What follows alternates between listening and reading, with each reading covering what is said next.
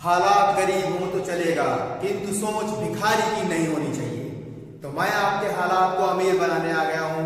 मैं हूं भानु भदौरिया और आप देख रहे हैं अपना प्यारा चैनल करोना फिजिक्स। जिन लोगों ने अभी तक सब्सक्राइब नहीं किया है वो रेड लाइनों में आपको सब्सक्राइब लिखा होगा, उसको टच कर लीजिए, सब्सक्राइब कर लीजिए चैनल, क्योंकि आपके हालात अब अमीर होने वाले हैं। आप धीरे धीरे फिजिक्स, जनरल मैथमेटिक्स और रीजनिंग के टॉपिक सीखने वाले हैं और अपने हालात बदलने वाले हैं। तो आज हम लोग पढ़ेंगे रोटेशनल मोशन या रिजिड बॉडी डायनामिक्स। तो आप हेडिंग लगाइए रिजिड बॉडी डायनामिक्स, नोट करिए, कॉपी पेन उठाइए, नोट्स बनाना शुरू करिए। हेडिंग लगाइए rigid body dynamics, rigid body dynamics, या इसको रोटेशनल मोशन भी कहेंगे आप, रोटेशनल मोशन। तो रिजिड बॉडी डायनामिक्स में रिजिड बॉडी क्या है सबसे पहले ये देखते हैं। तो रिजिड बॉडी क्या होती है कि कोई भी ऐसा ऑब्जेक्ट जिसके इंटरनल पॉइंट के बीच में डिस्टेंस चेंज ना हो रही हो उसे हम रिजिड बॉडी कहेंगे। आइडियली कोई रिजिड बॉडी नहीं होता है, लेकिन जो भी हार्ड ऑब्जेक्ट्स हैं उन्हें हम रिजिड बॉडी की तरह ट्रीट कर लेते हैं। जैसे ये मार्कर है हमारा, तो इस मार्कर के इंटरनल कोई भी दो पॉइंट लें तो उनके बीच में क्या है, डिस्टेंस नहीं चेंज होगी। इसको हम चाहे यहां से मूव करा दें, इस तरीके से मूव कराएं या ऊपर की तरफ मूव कराएं, तो इसे हम रिजिड बॉडी ट्रीट कर सकते हैं। यानी हम कह सकते हैं rigid body are those objects in which the distance between two internal point of object does not change. ठीक है, तो अब देखते हैं आपका ये रिजिड बॉडी डायनामिक्स में हम लोग तीन टाइप मोशन जो होती है आपकी, या रोटेशनल मोशन जो हमने नाम दिया है, मोशन जो है आपकी तीन टाइप की हम लोग डिफाइन करेंगे। एक तो होती है आपकी ये ट्रांसलेशनल मोशन, ट्रांसलेशनल मोशन। दूसरी होती है आपकी रोटेशनल मोशन, रोटेशनल मोशन। और तीसरी हम कहते हैं जिसको मोशन इन ए प्लेन, यानी मोशन इन अ प्लेन, या इसको हम नाम दे सकते हैं planar motion, planar motion, planar motion. Motion क्या है, प्लेन। तो जो मोशन इन ए प्लेन है ये प्रीवियस टू जो आपका है ट्रांसलेशनल मोशन और जो रोटेशनल मोशन है इनका कॉम्बिनेशन है। तो एक एक को आप डिफाइन करते हैं। कॉपी पेन जिन्होंने अभी तक नहीं निकाला है वो कॉपी पेन लेके बैठे नोट्स बनाना शुरू करें। तो हेडिंग लगाइए ट्रांसलेशनल मोशन। तो ट्रांसलेशनल मोशन क्या होती है आसानी से आप समझेंगे, फॉर यूर के लिए, बार बार नहीं पढ़ना, हमेशा के लिए समझ जाइए। जैसे हमने कहा कि हमारे पास क्या है, ये कोई एक ऑब्जेक्ट है, किसी भी शेप का आप बना सकते हैं। हमने सिंपल शेप में ले दिया है ऑब्जेक्ट, इसका नाम हमने कहा कि दो पॉइंट है आपका एक्स एंड वाई, और इनको ज्वाइन करने वाली ये लाइन है। फिर हमने कहा ये ऑब्जेक्ट यहां पहुंच गया, ठीक है, पॉइंट आपका ये जो एक्स पॉइंट है आपका इस तरीके से आपका ये यहां पहुंचा, और वाई पॉइंट जो है आपका ये। डिस्टेंस एक्स और वाई के बीच जो थी वो चेंज नहीं हुई, डिस्टेंस एक्स और वाई के बीच जो थी वो चेंज नहीं हुई। तो हम कहेंगे कि कोई ऑब्जेक्ट जो है वो ट्रांसलेशनल मोशन में होगा इफ द डिस्टेंस बिटवीन, या ऐसा कह सकते हैं if the line joining two internal point of object remains parallel. देखो यहाँ पे जो लाइन थी टू इंटरनल पॉइंट ज्वाइन करने वाली, और यहाँ पे जो लाइन है वो क्या है, पैरेलल है। तो हम कहेंगे कि ऑब्जेक्ट क्या है, ट्रांसलेशनल मोशन में है। यानी कोई ऑब्जेक्ट ट्रांसलेशनल मोशन में होगा अगर ऑब्जेक्ट के दो इंटरनल पॉइंट्स को ज्वाइन करने वाली लाइन पैरेलल रहती है। किसके, आपने सेल्फ, इट सेल्फ। तो ये देखो यहाँ पे जैसे कि उसी के पैरेलल क्या है, यहाँ पर है। आगे और पोजीशन ले तो फिर ये पैरेलल ही रहे इसके, तो हम कहेंगे ये मोशन कैसी है, ट्रांसलेशनल। ठीक है, एक वर्ड आता है रेक्टिलिनियर ट्रांसलेशनल मोशन, और एक वर्ड आता है आपका कर्वीलिनियर ट्रांसलेशनल मोशन। तो देखो ट्रांसलेशनल मोशन को रेक्टिलिनियर ट्रांसलेशनल मोशन हम बोलेंगे यदि जो इंटरनल पॉइंट हमने लिए हैं ऑब्जेक्ट के उनका जो पाथ हो वो स्ट्रेट लाइन हो। जैसे हमने कहा कि ये जो है आपका इसका जो पाथ है एक्स वाले पॉइंट का वो क्या है, स्ट्रेट लाइन है, वाई वाले का पाथ भी क्या है, स्ट्रेट लाइन है, और ये दोनों स्ट्रेट लाइन आपस में क्या है, पैरेलल है। तो हम कहेंगे कि अगर आपका जो पॉइंट्स इंटरनल लिए हैं वो उनके द्वारा पाथ फॉलो किया गया जो पाथ है वो स्ट्रेट लाइन है, तो ऐसी मोशन को हम नाम देंगे rectilinear translation motion. Rectilinear translational motion. अब देखो एक तरीके से मोशन ये भी हो सकता है आपका, एक तरीके से मोशन ये भी हो सकता है, जैसे हमने कहा कि ये ऑब्जेक्ट क्या है, पहले यहां था, अब आपका ये ऑब्जेक्ट यहां पहुंच गया, ठीक है। जितना x ऊपर उठा उतना ही क्या है, y भी ऊपर उठेगा। अब भी x और y को ज्वाइन करने वाली लाइन क्या है आपका, इटसेल्फ के पैरेलल। फिर ये यहां आ गया, तो इसका मतलब देखो x y का पाथ जो है अब वो स्ट्रेट लाइन नहीं है, x का जो पाथ है या y का पाथ है वो स्ट्रेट लाइन नहीं है। अब देखो x का जो पाथ है आपका वो ये पाथ हो गया, y का पाथ ये है, फिर x का पाथ ये बना, y का पाथ ये बना। अब देखो जो इनको ज्वाइन करने वाली लाइन है ये अभी भी क्या है आपका, ज्वाइन करने वाली लाइन अभी भी इटसेल्फ के पैरेलल है, लेकिन जो पॉइंट्स है इंटरनल उनका पाथ अब स्ट्रेट लाइन नहीं है, उनका पाथ क्या है आपका, एक कर्व है। देखो उनका पाथ क्या होगा, एक कर्व है, यहां पे भी देखिए। तो इस टाइप की अगर ट्रांसलेशनल मोशन होती है तो उसे हम नाम देते हैं कर्वीलिनियर ट्रांसलेशनल मोशन, उसको हम नाम देंगे कर्वीलिनियर ट्रांसलेशनल मोशन। तो कुल मिला के एक कंक्लूजन ये निकला कि ट्रांसलेशनल मोशन जब भी होगी तो ऑब्जेक्ट के इंटरनल पॉइंट्स को ज्वाइन करने वाली लाइन इटसेल्फ के ऑलवेज पैरेलल रहेगी, चाहे वो कर्वीलिनियर हो चाहे वो रेक्टिलिनियर हो, लेकिन जो ज्वाइन करने वाली लाइन, दो पॉइंट जो इंटरनल लिए हैं उनको ज्वाइन करने वाली लाइन हमेशा इटसेल्फ के क्या रहेगी, पैरेलल रहेगी।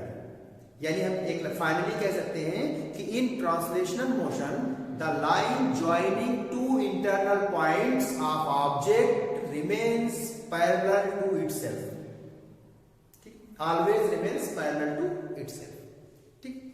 तो ये तो हो गई आपकी ट्रांसलेशनल मोशन। अब देखो रोटेशनल मोशन क्या होती है, तो हेडिंग लगाइए रोटेशनल मोशन, ठीक है, हेडिंग लगाइएगा रोटेशनल मोशन। तो रोटेशनल मोशन में क्या है आपका, हम क्या करते हैं कि ऑब्जेक्ट को क्या करें, किसी पॉइंट के से पिवोटेट कर दें, यानी ऑब्जेक्ट जो है, जैसे हमने कहा यही ऑब्जेक्ट लिया हमने जो अभी लिया था, इसको क्या किया हमने एक्स पर क्या कर दिया, पाइवोटेट कर दिया, मतलब यहां पर फिक्स कर दिया, ठीक है। एक्स पर क्या कर दिया, इसको पाइवोटेट कर दिया, यहीं पे क्या कर दिया हमने, पाइवोट कर दिया, यानी यहां पे फिक्स कर दिया। और इसी जो ये फिक्स पॉइंट है एक्स वाला, यहां से जो एक्सिस के पास हो रही है और प्लेन के परपेंडिकुलर, हमने कहा इसके अबाउट ये रोटेशन मोशन कर रही है। तो किसी टाइम पे ये पोजीशन है, कुछ टाइम के बाद ये कहां बदल जाएगी, ये पोजीशन कहीं यहां पर हो जाएगी, ये वाली लाइन पहुंच जाएगी आपकी ऐसे, इस तरीके से देखिएगा, ये एक्स ये आपका यहां आ गया, ठीक है, ये वाई आपका यहां पहुंच गया ऊंचाई पर कुछ, ये वाई यहां पहुंचा, ठीक है। और हमने कहा अगर यहाँ पे एक जेड पॉइंट ले लें तो ये जेड पॉइंट कहाँ पहुंचेगा, इस लाइन को दोनों को मिला दें एक्स वाई को, तो ये जेड पॉइंट इस समय यहाँ पहुंचा, ये वाई यहाँ पहुंचा, वाई डैश कह दें अगर हम मान लो पोजीशन को, ये जेड कहाँ पहुंचा, इसको जेड डैश कह दें। तो क्या देखो इस समय जो line joining two internal points हैं वो पैरेलल नहीं है। देखो line joining two internal points को क्या है, इटसेल्फ के पैरेलल नहीं है। और साथ ही साथ में देखो यहाँ पर क्या हो रहा है कि हर एक पार्टिकल एक सर्कुलर पाथ पे नजर आ रहा है, हर एक पार्टिकल क्या हो रहा है, एक सर्कुलर पाथ पर नजर आ रहा है, और उस सर्कुलर पाथ का सेंटर कहां पर होगा, जो पाइवोटेड पॉइंट है वहां पर उस सर्कुलर पाथ का सेंटर होगा। तो इसका मतलब हम कह सकते हैं कि in rotational motion the each particle of the object is on a circular path whose center is at the pivoted point and the line joining two internal points of the object does not remains parallel। यानी घूर्णन गति वो होती है जिसमें वस्तु के आंतरिक बिंदुओं को मिलाने वाली रेखा परस्पर समांतर नहीं होती है और साथ ही साथ वस्तु का हर पार्टिकल एक सर्कुलर पाथ पर गति करता है और उस सर्कुलर पाथ का सेंटर जो पाइवोटेड पॉइंट होता है वहां होता है। ठीक है, यहां पे दिख रहा होगा। अब आपका क्या होगा, एक प्लानर मोशन कहा था हमने, यानी प्लेन में जो मोशन हो रही है, प्लेनर मोशन आपका या मोशन इन ए प्लेन। तो नेक्स्ट हेडिंग लगाइएगा मोशन इन ए प्लेन। तीनों टाइप की मोशन हम पढ़ते हैं, फिर रोटेशनल मोशन को डिटेल में ले जाते हैं। ये टॉपिक एक वीडियो में कवर नहीं होना है, इसके कई वीडियो बनाने पड़ेंगे, कई वीडियो में, और आप लोग लगातार इसको देखते रहना। अगर आपने सारे वीडियो देख लिए तो आपका रोटेशनल मोशन का या रिजिड बॉडी डायनामिक्स बिल्कुल तरीके से सारे कॉन्सेप्ट क्लियर हो जाएंगे। और कभी भी किसी भी क्वेश्चन में, चाहे वो आपका जेई का हो, नीट का हो, ठीक है, या आपका कहीं जो आपका पीसीएस में या वनडे कंपटीशन में जो आपका पूछा जाता है रोटेशनल, कहीं से भी क्वेश्चन आएगा तो वो आप सॉल्व कर लेंगे। ठीक, तो नेक्स्ट हेडिंग हमने बोली है मोशन इन ए प्लेन या प्लेनर मोशन। तो जो थर्ड टाइप की थी यानी मोशन इन अ प्लेन, इसमें देखो क्या है आपका, ये हमने कहा ये कोई सरफेस है यानी रोड मान लेते हैं, और हमने कहा ये जो है ये कार आपका, ठीक है, निधि की कार है, उस कार का ये व्हील है। इसका सेंटर कहाँ है, बी पर ले लिया हमने, और ये कहा हमने कहा ये ए पॉइंट टॉप पर है। तो ये आपका क्या करेगा, प्लेन पर ये मोशन करेगा इस तरीके से मोशन करेगा। तो किसी टाइम पे क्या होगा आपका, इसका जो ए पार्टिकल है यानी ए पॉइंट जो हमने लिया है, बी पॉइंट तो यहीं पे पहुंचा, यहां से क्या ये रहा, ए पॉइंट कहां पहुंचा, हमने कहा किसी पर्टिकुलर टाइम पर ए पॉइंट कहां पहुंच जाएगा, व्हील आप सही बना लीजिएगा अपने हिसाब से। ए पॉइंट ये हमने कहा यहां पहुंच गया, ए पॉइंट ये पहुंचा, ठीक है, ये टच करेगा आपका, आगे सही से बना लीजिए, ये बी पॉइंट है और ए पॉइंट इस समय यहां पहुंचा। तो इसमें देखो आपका मोशन इन ए प्लेन हो रहा है, तो जो ये व्हील है आपका ये इस तरीके से रोटेट भी हो रही है और आगे भी जा रही है, यानी रोटेट भी हो रही है और आगे भी जा रही है। तो हम क्या ये कह रहे हैं कि इसमें रोटेशनल मोशन भी इन्वॉल्व है, और चूंकि आगे जा रही है तो ये ट्रांसलेशनल मोशन भी इन्वॉल्व है। तो इसको हम, ये जो प्लानर मोशन है या मोशन इन ए प्लेन है, इसे हम दो मोशन यानी ट्रांसलेशनल मोशन और जो रोटेशनल मोशन है उसके कॉम्बिनेशन के फॉर्म में दिखा सकते हैं। कैसे, देखिएगा यहाँ इसी को हम क्या कर लें, इसी को हम दिखा सकते हैं दो मोशन के कॉम्बिनेशन। कौन से मोशन, ट्रांसलेशनल मोशन और रोटेशनल मोशन का। क्योंकि देखो इसमें रोटेट भी हो रहा है व्हील और आगे भी जा रहा है। तो अब हम इसको देखो, अगर ट्रांसलेशनल मोशन के टर्म में कहें तो ये यहां पर था इस समय, तो ये बी आपका है, व्हील आप सही बनाएंगे, ये ए है, ट्रांसलेशनल मोशन होगा, इसका मतलब क्या है, ये मोशन ट्रांसलेशनल हो गया। तो ये व्हील यहां पहुंचा, तो यहां पर क्या आपका बी ये है और ए पॉइंट ये यहां पर आपका है, ए पॉइंट सरफेस पे है ना व्हील पे। तो व्हील का सरफेस ये आपका हमने कहा अच्छा बना लेना व्हील पे, ये व्हील का सरफेस ए पॉइंट यहाँ आया। तो ये कौन सी मोशन हुई, देखो आपका ट्रांसलेशनल मोशन हुई, लाइन ज्वाइनिंग क्या हो रही है आपकी, पैरेलल है, और साथ ही में क्या है, रोटेशन भी हो रहा है आपका। तो इसका रोटेशनल मोशन का ये डायग्राम अलग से बनाते हैं, यानी ये इस तरीके से, ये क्या हो गया ट्रांसलेशनल मोशन, और रोटेशन करेगा तो क्या होगा, बी पॉइंट सेंटर है आपका व्हील का, ए पॉइंट कहां पहुंच गया, ये पहुंचा, ये ए पॉइंट है और ये बी पॉइंट है।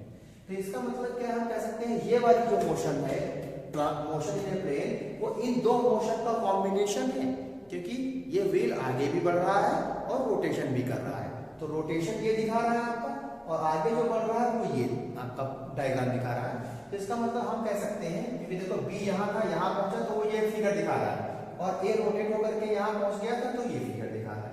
यानी ये हो गई आपकी ट्रांसलेशनल मोशन और ये हो गई आपकी रोटेशनल मोशन। तो क्या हम कह सकते हैं, प्लानर मोशन जो है वो इक्विवेलेंट है आपका, प्लानर मोशन इक्विवेलेंट है combination of translational motion and rotational motion.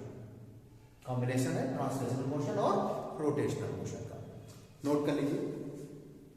अब हमें जो टॉपिक पढ़ना है वो पढ़ना है रोटेशनल मोशन को डिटेल में पढ़ना है, ठीक है, क्योंकि टॉपिक का नाम हमने लिखा था रोटेशनल मोशन या रिजिड बॉडी डायनामिक्स। इसमें आपको क्या है, moment of inertia, angular momentum, torque, static equilibrium और बहुत सारे कंडीशंस जो है आपका, वो सारी चीजें हम डिस्कस करेंगे वन बाय वन। ठीक, तो हेडिंग लगाइएगा आप रोटेशनल मोशन, नोट कर लिया होगा, पास करके नोट कर सकते हैं। हेडिंग लगाइए आप रोटेशनल मोशन। ठीक है, इसी के बारे में डिटेल में पढ़ना है। तो देखो रोटेशनल मोशन क्या होती है, ये अभी हमने बताया, आप बैक पे जाके वीडियो में देख सकते हैं।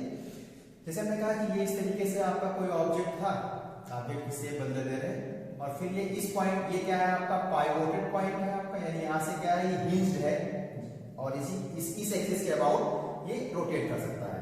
तो हमने कहा रोटेट करके किसी टाइम इसकी क्या पोजीशन ये हो गई। ठीक है,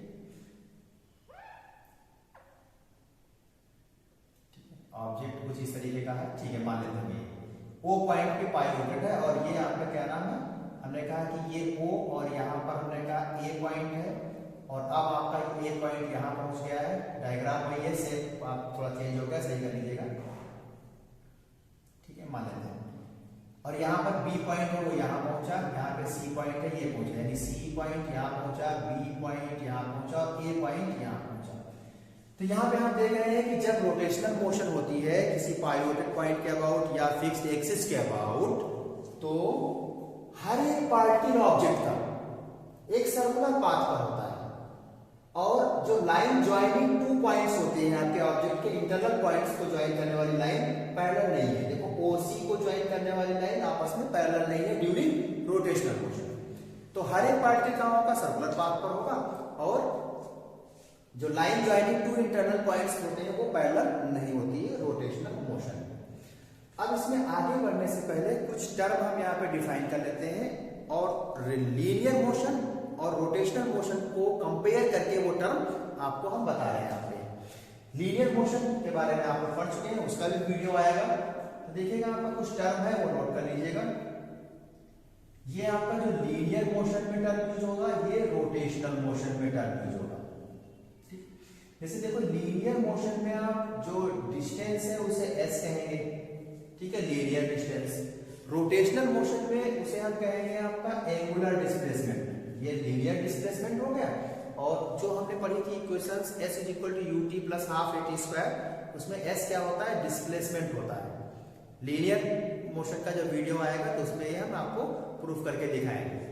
तो s क्या है, लीनियर डिस्प्लेसमेंट, थीटा क्या है, एंगुलर डिस्प्लेसमेंट। ठीक है, ऐसे यहाँ पे क्या होता है आपका एक्सेलरेशन आपका होता है, a क्या है, लीनियर एक्सेलरेशन, तो अल्फा होता है आपका रोटेशनल एक्सेलरेशन। ठीक है, आपका क्या नाम है, वेलोसिटी, लीनियर वेलोसिटी हमको हम v से डिनोट करते हैं, तो एंगुलर वेलोसिटी जो होगी उसे ओमेगा से डिनोट करेंगे। ठीक है, जैसे इनिशियल होगा तो u डिनोट करते थे, फाइनल को v कहते हैं, तो इनिशियल को होगा तो ओमेगा नॉट कह देंगे, फाइनल होगी तो ओमेगा कह देंगे, यानी वेलोसिटी जो लीनियर में v थी वो एंगुलर में ओमेगा होगी। अब देखिएगा लीनियर मोशन में क्या है, फोर्स सेक्शन में होता है, तो रोटेशनल मोशन में एक टर्म आता है टॉर्क। लीनियर मोशन में आपका क्या होता है, लीनियर मोमेंटम होता है, तो एंगुलर मोशन में क्या हो जाएगा आपका, एंगुलर मोमेंटम हो जाएगा, उसे आप L से डिनोट करेंगे। ठीक है, तो ये आपके कुछ टर्म है जो यहाँ पर यूज होने हैं लीनियर मोशन के लिए और रोटेशनल मोशन के लिए। अब इनमें आपस में रिलेशन भी होता है, इनमें आपस में रिलेशन भी होता है, तो रिलेशन भी हम लोग नोट करेंगे क्या होता है रिलेशन से। ठीक, तो एक हेडिंग लगा लीजिएगा आप, introduction to theta omega alpha, introduction to theta omega alpha. तो डायग्राम इसी से दिखाते हैं आपको। एक टर्म और भी आप ले सकते हैं, जैसे आपका इसमें लीनियर मोशन में जो मास यूज करते थे, तो रोटेशनल मोशन में उसकी जगह एक टर्म आता है moment of inertia, I use करेंगे। और m और i में क्या रिलेशन होगा, p और l में, f और टाउ में, v और ओमेगा में, a अल्फा और s थीटा में क्या रिलेशन है, इसके लिए हमने आपको हेडिंग लगवाई है introduction to theta alpha omega dot dot आगे से। ठीक, तो हेडिंग लगा ली होगी यहाँ पे। इसी डायग्राम से देखिएगा। चलो डायग्राम को थोड़ा क्लियर बना देते हैं, डायग्राम थोड़ा क्लियर कर देते हैं। इसको हम क्या कर लें, सिर्फ एक पार्टिकल है, रिजिड बॉडी का एक पार्टिकल ले रहे हैं और ये पिवोटेड पॉइंट है आपका, पाइवोटेड पॉइंट जो है आपका वो है। इसके अबाउट हमने कहा कि कोई एक पार्टिकल ले रहे हैं यहाँ पर जो ए पर था और वो किसी समय पे कहाँ पहुंच गया है, इस तरीके से वो यहाँ पहुंचा हुआ है। ये चला है डिस्टेंस s, ये थीटा जो है एंगुलर डिस्प्लेसमेंट, और हमने कहा कि ये डिस्टेंस कितनी है r, पाइवोटेड पॉइंट से जो ऑब्जेक्ट का पॉइंट हमने लिया है a, उसकी डिस्टेंस पाइवोटेड पॉइंट से या एक्सिस ऑफ रोटेशन से बोल सकते हैं r। तो अब देखो यहां से क्या आपको याद है ना, r इज इक्वल टू होता है एंगल इंटू रेडियस। ये r हो गया, ये सर्कुलर पाथ का क्या है, r का चाप है। तो चाप बराबर क्या होता है, कोण r इज इक्वल क्या होता है, एंगल इंटू रेडियस यानी कोण इंटू त्रिज्या। तो क्या यहां से हम लिख सकते हैं s इज इक्वल टू क्या लिख सकते हैं, r थीटा। ये क्या है, लीनियर डिस्प्लेसमेंट है, ये क्या है, एंगुलर डिस्प्लेसमेंट है। तो देखो अगर पार्टिकल के लिए देखो एक्सिस ऑफ रोटेशन से पार्टिकल की डिस्टेंस बदल जाएगी तो लीनियर डिस्प्लेसमेंट चेंज हो जाएगा, एंगुलर डिस्प्लेसमेंट सबका सेम रहेगा, एंगुलर डिस्प्लेसमेंट सबका सेम रहेगा। ठीक है, कैसे, जैसे मान लीजिए हम इस तरीके से दिखाएं आपका, ये मार्कर देखिएगा, मार्कर में मान लीजिए आपका ये ब्लू पॉइंट यहाँ दिख रहा है और टॉप का ये व्हाइट पॉइंट दिखेगा, ये ब्लू पॉइंट और ये व्हाइट पॉइंट। हमने क्या किया, इसको रोटेट किया, इस तरीके से रोटेट किया तो इस पोजीशन और इस पोजीशन के बीच अगर एंगल थीटा है तो देखो हम चाहे इस पार्टिकल का डिस्प्लेसमेंट लें ये, तो ये भी तो थीटा एंगल सबटेंड कर रहा होगा, और इस पार्टिकल का डिस्प्लेसमेंट ये लें तो ये भी थीटा एंगल सबटेंड कर रहा होगा, कहां पर, जो पाइवोटेड पॉइंट है या एक्सिस ऑफ रोटेशन जिसको कहेंगे। ठीक है, ये एक्सिस ऑफ रोटेशन। तो क्या हम कह सकते हैं कि हर एक पॉइंट जो सर्कुलर पाथ पर होगा, किसका पॉइंट, ऑब्जेक्ट का हर एक पॉइंट जो सर्कुलर पाथ पर होगा इन रोटेशनल मोशन, वो पाइवोटेड पॉइंट या एक्सिस ऑफ रोटेशन पर सेम एंगल सबटेंड करेगा। लेकिन उस हर एक पॉइंट की क्या है, डिस्टेंस एक्सिस ऑफ रोटेशन या पाइवोटेड पॉइंट से क्या होती है, अलग अलग होती है। तो इसका मतलब है हर एक पॉइंट के लिए ये थीटा सेम होगा लेकिन ये r जो है वो अलग अलग है। तो इसका मतलब है कि लीनियर डिस्प्लेसमेंट हर एक पार्टिकल का क्या होगा, अलग अलग होगा, एंगुलर डिस्प्लेसमेंट सबका क्या होगा, सेम होगा। तो अब देखो क्या कर सकते हैं, इसको अगर टाइम के रेस्पेक्ट में डिफरेंशिएट करते हैं तो हमें क्या मिल जाएगा, ds upon dt is equal to क्या मिल जाएगा, r d theta upon dt। ये हम ए पॉइंट की बात कर रहे हैं इसलिए r को फिक्स रखा है। ds अपॉन dt क्या लीनियर वेलोसिटी हो गई r, और d थीटा अपॉन dt का मतलब होगा rate of change of angular displacement, तो इसको हम कहते हैं एंगुलर वेलोसिटी यानी ओमेगा। तो लीनियर वेलोसिटी और एंगुलर वेलोसिटी में क्या रिलेशन है वो मिला हमें, लीनियर डिस्प्लेसमेंट और एंगुलर डिस्प्लेसमेंट में क्या रिलेशन है वो मिल गया। अब एक ही देखिएगा, जो ये आपका फार्मूला है ये वेक्टर क्वांटिटी है, ओमेगा की क्या है आपका, वेक्टर क्वांटिटी है, क्योंकि ये लीनियर वेलोसिटी और ये एंगुलर वेलोसिटी ये वेक्टर क्वांटिटी है, तो ये भी वेक्टर क्वांटिटी होगी। तो इनको एग्जैक्ट फार्मूला क्या आएगा, क्या हमेशा हम v is equal to r omega लिख देंगे, ये सही नहीं है।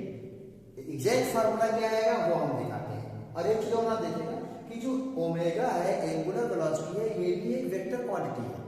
जैसे हम कह रहे हैं कि इस डायरेक्शन में रोटेट हो रही है ओमेगा एंगुलर वेलोसिटी से, तो ये ओमेगा की डायरेक्शन नहीं है, ये क्या है बता रहा है कि इस तरीके से यानी एंटी क्लॉकवाइज ये रोटेशन हो रहा है।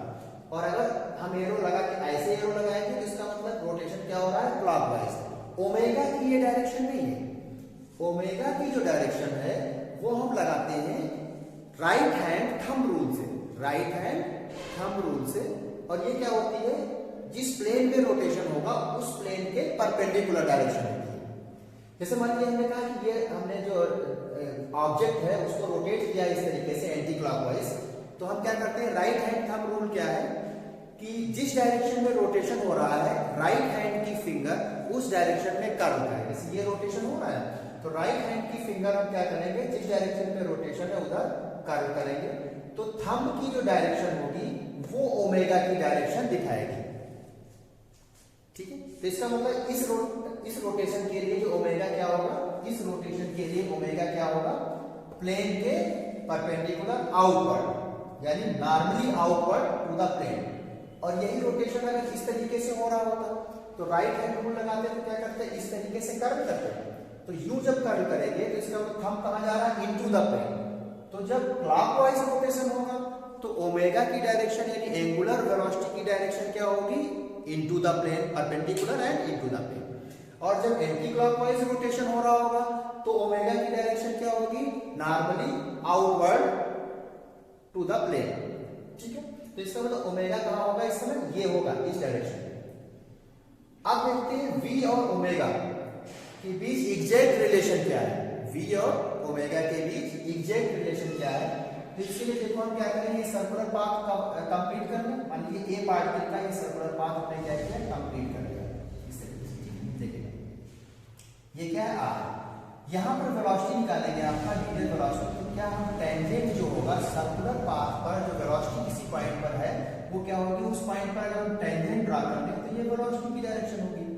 ठीक है, अब देखो ओमेगा, इस केस में ओमेगा यानी रोटेशन ऐसे हो रहा था ना anti clockwise, omega angular velocity से, तो ओमेगा की डायरेक्शन राइट हैंड रूल से क्या मिली थी, normally outward to the plane, यानी ओमेगा की डायरेक्शन ये। ठीक है, अब हमें क्या है, v की डायरेक्शन चाहिए। तो ये फार्मूला जो आपका है v equal to r omega, vector form में हम कैसे लिखेंगे, तो देखिएगा क्या करें, v की डायरेक्शन मिल जाए, ओमेगा ये है तो ओमेगा से ओमेगा की तरफ क्या करें, हम ये फिंगर को करें राइट हैंड की। ठीक है, और हम क्या करें, r की तरफ लाएं। तो क्या हम लिख सकते हैं इसको, ओमेगा क्रॉस r। तो देखो ओमेगा क्रॉस r लिखेंगे तो ओमेगा कहां है आपका, ऊपर की तरफ यानी इस तरीके से, और इसको r कहां है, ये r आपका क्या है, इस प्लेन में है, और ओमेगा इस प्लेन के परपेंडिकुलर आउटवर्ड है। तो ओमेगा आपका परपेंडिकुलर आउटवर्ड है, यानी ओमेगा ये हो गया इस समय जो हाथ हम कर रही है, और r कहां है, इस प्लेन में। तो ओमेगा ये है, r ये है, तो ओमेगा क्रॉस r अगर हमें लिखना हो तो क्या हम ओमेगा क्रॉस r करेंगे, तो ये ओमेगा से r की तरफ फिंगर मोड़ेंगे। तो जब फिंगर ये मोड़ रहे हैं तो जो थंब की डायरेक्शन है वो वेलोसिटी की डायरेक्शन मिलेगी। तो क्या देखो थंब की डायरेक्शन यही मिल रही टेंजेंशियल, ये आपका है इस तरीके से, जब इसको हम इस तरीके से मोड़ रहे हैं ये r की तरफ, तो ये थंब क्या है, ये वेलोसिटी की डायरेक्शन दिखा रहा है। यानी जो एग्जैक्ट फॉर्मेट होगा v और ओमेगा के बीच रिलेशन, उसे हम लिख सकते हैं v is equal to omega cross r, v is equal to omega cross r। ठीक है, ये हमेशा एप्लीकेबल, ये हमेशा एप्लीकेबल है डायरेक्शन को कंसीडर करते हुए। ठीक है, ये ऑलवेज एप्लीकेबल, ये हमेशा सही नहीं है। तो इतना नोट करिए, इतना नोट करिए। ठीक है, नोट कर लिया होगा। अब देखिए आपका s थीटा में रिलेशन मिल गया था, ठीक है, v ओमेगा में रिलेशन मिल गया, तो क्या a और अल्फा में भी रिलेशन हम निकाल सकते हैं। तो यहां देख लीजिएगा, यहीं से आगे बढ़ जाते हैं, रिलेशन निकाल लेते हैं। तो देखिएगा यहां पर ये क्या है, ds अपॉन dt क्या हो गया, linear velocity, d theta upon dt angular velocity. इसको अगर अगेन टाइम के रेस्पेक्ट में डिफरेंशिएट कर दें तो ये हो जाएगा dv अपॉन dt, जिसको हम लीनियर एक्सीलरेशन बोलेंगे, और ये r कांस्टेंट है इसके लिए, तो r बाहर होगा, d ओमेगा अपॉन dt, इसको हम एंगुलर एक्सीलरेशन बोलेंगे। ठीक है, तो यानी a और अल्फा में ये रिलेशन है, a और अल्फा में ये रिलेशन है। ठीक है,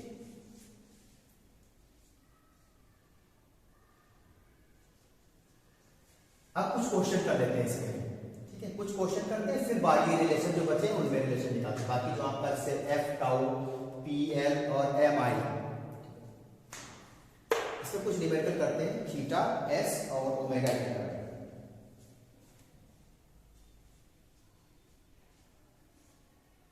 ठीक है,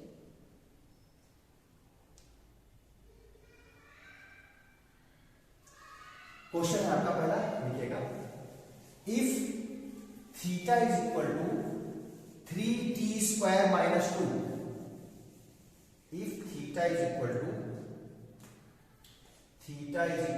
3t square minus 2, find omega and v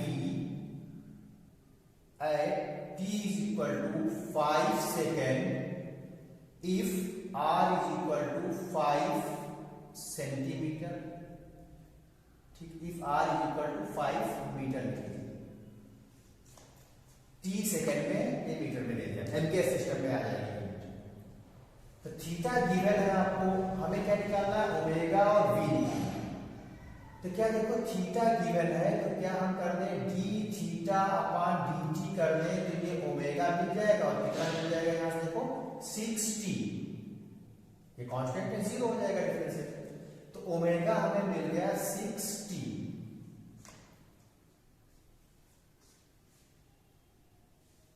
ठीक, क्या कितने टाइम में पूछा है, 5 सेकंड में, तो t की जगह 5 रख लीजिए, t की जगह 5 रख देंगे तो हमारे पास कितना हो जाएगा 6 इंटू 5 यानी 30, ठीक है, रेडियन पर सेकंड, 30 रेडियन पर सेकंड। ओमेगा मिल गया है तो क्या v इक्वल टू हम लगा सकते हैं r ओमेगा, तो r कितना है 3 और ओमेगा कितना है 30, तो ये कितना हो जाएगा आपका 90 मीटर पर सेकंड, v मिल गया, ठीक है।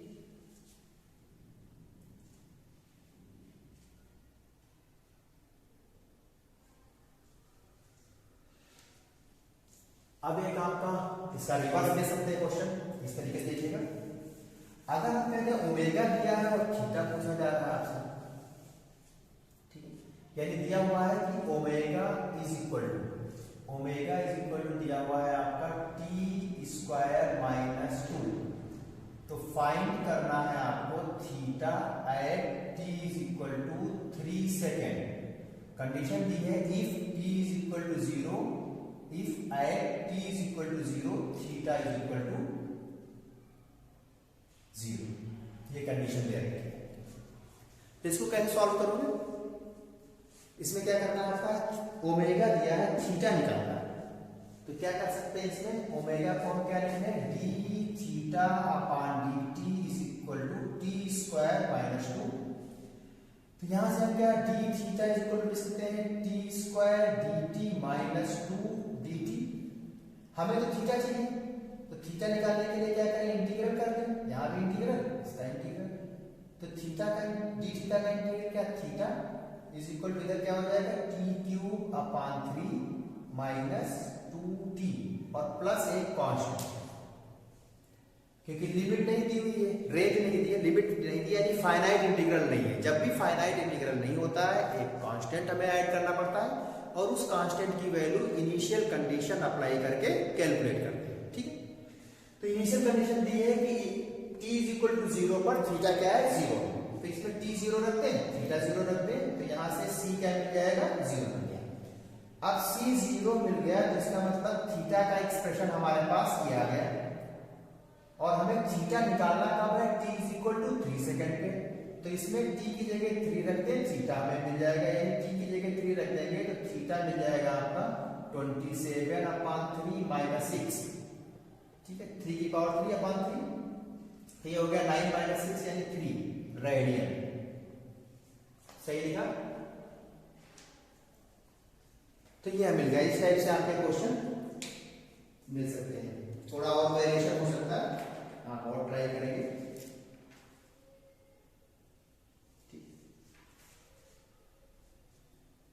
अब एक्सेलरेशन की हम बात करेंगे, एक्सेलरेशन की बात करेंगे यहाँ पे। एक्सेलरेशन देखो आपका जो पार्टिकल है वो पार्टिकल कहाँ चल रहा है, सर्कुलर मोशन में जा रहा है, ठीक है। थोड़ा सा और क्लू ले लीजिए, 2-3 पॉइंट और देते हैं आपको, फिर अगले वीडियो में डिस्कस करेंगे। देखिएगा यहाँ पे जो थीटा है, ओमेगा थीटा एस वी इनमें रिलेशन मिल गया आपको। इस तरीके से क्या है, जो रोटेशनल मोशन होती है तो हर एक पार्टिकल एक्सिस ऑफ रोटेशन के अबाउट सर्कुलर पाथ में होता है, यानी पाइवोटेड पॉइंट जो होता है या एक्सिस ऑफ रोटेशन का है उसके अबाउट क्या होता है, रोटेशनल मोशन में होता है। तो ये मान लीजिए ए पॉइंट है और ये पाइवोटेड है आपका ओ पर, तो ये सर्कुलर मोशन में पार्टिकल होगा ऑब्जेक्ट का। तो इसकी जो वेलोसिटी होगी वो क्या होगी आपका, इस तरीके से टेंजेंशियल होगी, यानी हम कह सकते हैं इसको टेंजेंशियल वेलोसिटी। डायरेक्शन से वेलोसिटी की क्या है, देखो हर पॉइंट पे चेंज हो रही है वेलोसिटी की जो डायरेक्शन है, देखो हर पॉइंट पे चेंज है। यहाँ पर जब ए पहुंचेगा यहाँ पर तो वेलोसिटी टेंजेंशियल क्या है, ये आपकी vt हो गई। जब ए यहाँ पहुंचेगा तो टेंजेंशियल वेलोसिटी ये हो गई। तो इसका मतलब क्या है, वेलोसिटी देखो लगातार ड्यूरिंग रोटेशनल मोशन वेलोसिटी जो है आपकी पार्टिकल की लगातार चेंज हो रही है आपका। तो अब वेलोसिटी चेंज हो रही है, तो वेलोसिटी चेंज होने के लिए क्या है आपका, कोई फोर्स एक्शन में होगा जो केवल क्या है वेलोसिटी चेंज कर रहा। हो सकता है इसका मैग्नीट्यूड भी चेंज हो रहा हो। तो वेलोसिटी अगर चेंज हो रही है तो इसका मतलब इस पर एक फोर्स लग रहा होगा, और फोर्स लग रहा होगा, और फोर्स कहाँ होगा, अगर इसका मैग्नीट्यूड नहीं चेंज हो रहा है तो फोर्स ऐसा होना चाहिए जो केवल डायरेक्शन चेंज करे और मैग्नीट्यूड चेंज ना करे। इसका मतलब फोर्स वेलोसिटी के परपेंडिकुलर होना चाहिए। तो यानी फोर्स कहाँ होगा, towards the centre of circular path, ठीक है। और उस फोर्स है टुवर्ड्स द सेंटर, उसे नाम देते हैं सेंट्रीपेटल फोर्स। और फोर्स है तो एक एक्सीलरेशन होगा सेंटर की तरफ, जिसे हम बोलेंगे सेंट्रीपेटल एक्सीलरेशन, और ए सफिक्स में सी से डिनोट करेंगे। तो एक तो आपका सेंट्रीपेटल एक्सीलरेशन होगा जब जो पार्टिकल रोटेशनल मोशन में है उनकी स्पीड चेंज ना हो रही, केवल मतलब उनकी वेलोसिटी का मैग्नीट्यूड चेंज ना हो रहा हो, वेलोसिटी का मैग्नीट्यूड चेंज ना हो रहा हो, केवल डायरेक्शन चेंज हो रही हो, तो हमेशा क्या होगा, एक सेंट्रीपेटल एक्सीलरेशन होगा। यानी रोटेशनल मोशन अगर हो रही है तो ये गारंटेड है कि सेंट्रीपेटल एक्सीलरेशन होगा। अब एक और एक्सीलरेशन हो सकता है जिसे हम कहेंगे टेंजेंशियल एक्सीलरेशन, जिसे हम नाम देंगे टेंजेंशियल एक्सीलरेशन यानी एटी। और ये टेंजेंशियल एक्सीलरेशन तभी होगा जब रोटेशनल मोशन करते हुए पार्टिकल्स की क्या हो रही हो, वेलोसिटी में का मैग्नीट्यूड चेंज हो रहा हो। यानी वेलोसिटी का अगर मैग्नीट्यूड चेंज हो रहा होगा तो टेंजेंशियल एक्सीलरेशन भी होगा, और अगर वेलोसिटी कांस्टेंट है आपका रोटेशनल मोशन में तो केवल एक एक्सीलरेशन होगा जिसे हम नाम देंगे सेंट्रीपेटल एक्सीलरेशन। यानी रोटेशनल मोशन में दो टाइप के एक्सीलरेशन हो सकते हैं, एक सेंट्रीपेटल और एक टेंजेंशियल। सेंट्रीपेटल हमेशा होगा और टेंजेंशियल एक्सीलरेशन तब होगा जब रोटेशनल करते हुए ऑब्जेक्ट की या रोटेशनल करते हुए ऑब्जेक्ट के पार्टिकल्स की इस जो वेलोसिटी है उसका मैग्नीट्यूड चेंज हो रहा है, ठीक है। अब देखिएगा, इसका मतलब हम कह सकते हैं कि जो AT है ये हम लिख सकते हैं d mod VT upon dt, सही है, d mod VT upon dt। और देखो जो वेलोसिटी का मैग्नीट्यूड है v is equal to VT is equal to क्या लिखा हम लोगों ने, r ओमेगा या ओमेगा क्रॉस r लिख सकते हैं वेक्टर फॉर्म में। तो देखो आपका वेलोसिटी का जो मैग्नीट्यूड है वो चेंज होगा अगर ओमेगा चेंज होगा, क्योंकि r तो हर एक पार्टिकल का फिक्स होगा एक्सिस ऑफ रोटेशन से डिस्टेंस या पाइवोटेड पॉइंट से डिस्टेंस क्या होगी, हर एक पार्टिकल की फिक्स होगी। तो अगर ओमेगा चेंज होगा तभी मैग्नीट्यूड वेलोसिटी का चेंज होगा, और ओमेगा चेंज होने का मतलब है कि रोटेशन करती हुई ऑब्जेक्ट या वस्तु स्पीड अप हो रही हो या स्पीड डाउन हो, यानी रोटेशनल मोशन बढ़ रही हो या रोटेशनल स्पीड बढ़ रही हो या घट रही हो। तो अगर ओमेगा चेंज हो रहा होगा तो VT चेंज होगा, यानी आपका क्या नाम है, जो स्पीड है वेलोसिटी है आपका वो चेंज होगी, और जब वेलोसिटी चेंज होगी तभी टेंजेंशियल एक्सीलरेशन एग्जिस्ट करेगा। सेंट्रीपेटल एक्सीलरेशन ऑलवेज एग्जिस्ट करेगा अगर रोटेशनल मोशन हो रही है। तो अगर दोनों एग्जिस्ट करेंगे तो नेट एक्सीलरेशन क्या होगा, नेट एक्सीलरेशन क्या हो जाएगा, इन दोनों का रिजल्टेंट। और ये दोनों कैसे होंगे, देखो म्यूचुअली परपेंडिकुलर, तो इनका रिजल्टेंट ऑब्टेन करने के लिए हम क्या करेंगे, पैरेललोग्राम कंप्लीट करेंगे और उसका जो डायगोनल होगा वो इनका रिजल्टेंट बताएगा। यानी इनका रिजल्टेंट हम लिख सकते हैं स्क्वायर रूट के अंदर AC square plus AT square, अगर दोनों मौजूद है, ठीक है। तो इस लेक्चर में इतना ही रखते हैं, नेक्स्ट लेक्चर में इसके आगे की बात होगी।